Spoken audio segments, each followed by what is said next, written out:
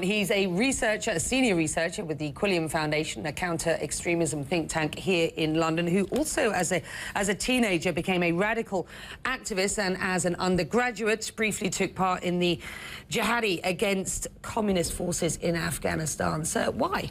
Why did you do that? Why were you I was young, I was idealistic, and I wanted to help the Jihad, which had motivated thousands of Muslims from around the world to fight the so-called godless, atheist, communist army of the Soviets and later the Afghan communists. Also, I was a young man seeking adventure, and military experience was amazing, to learn to fire a gun and to train in weapons for the first time. This was something I wasn't integrated enough here in Britain to have ever imagined joining the British Armed Forces, for example. So this was the ideal opportunity as a 19-year-old to go and have a cool time. But also I believed in the cause, because I risked my life along with colleagues to fight in that war briefly. The reason I asked you that, and for our viewers who may not know your background, I think it's important to point out that you have so much to tell us about what might have been going on in the minds of these Boston bombers, particularly the older brother and those others who are being flushed out around the world at the moment, who may or may not have been self-radicalised or are affiliated with any one single organisation. Take us inside the mind of Tamerlan Tsarnaev. Well, we can't say for sure right now, but there is so much evidence, and based on other terror suspects, etc., is that the key thing is that people become convinced that there is a global war and conspiracy against Islam and Muslims worldwide. And the Al-Qaeda narrative points to places of conflict like Israel-Palestine, like Kashmir, like Bosnia in the 90s with the major radicalizing factor in Europe, the Chechen War, and of course more recently the Afghanistan and Iraq wars.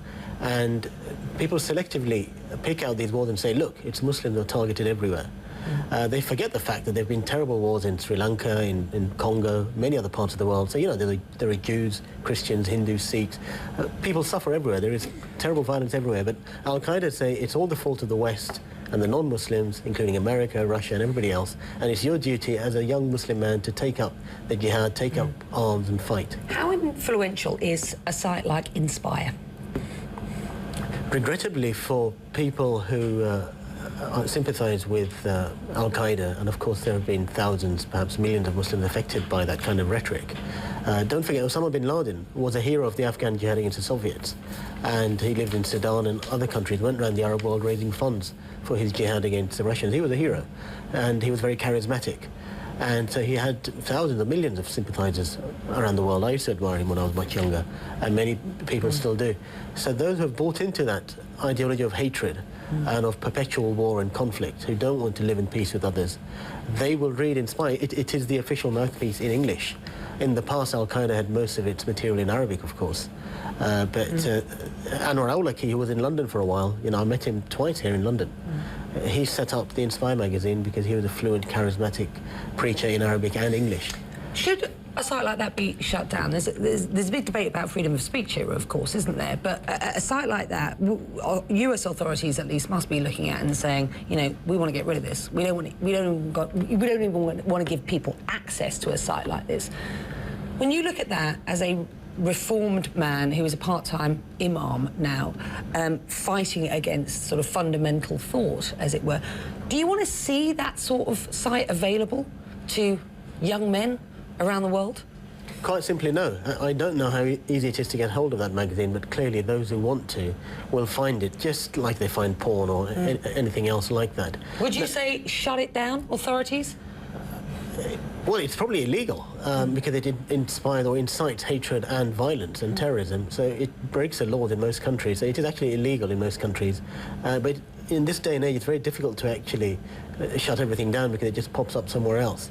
And the issue, so people need to make it difficult to access material like that.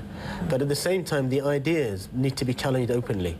And that's one of the challenges which Muslim authorities and communities worldwide must take up. Is for far too long people have been silent about these ideas like we must have a global Islamic state, we must fight against America, etc. And that needs to be challenged. And I think that will help hugely, because then young men like the Tsarnaev brothers would have an alternative to say, well, people are discussing these ideas openly. Yes, people are angry about wars in Afghanistan and Iraq and other places, but there are other ways to to challenge that without resorting to killing women and children, which is the really sick and evil thing which has happened here. It's always a pleasure. Thank you.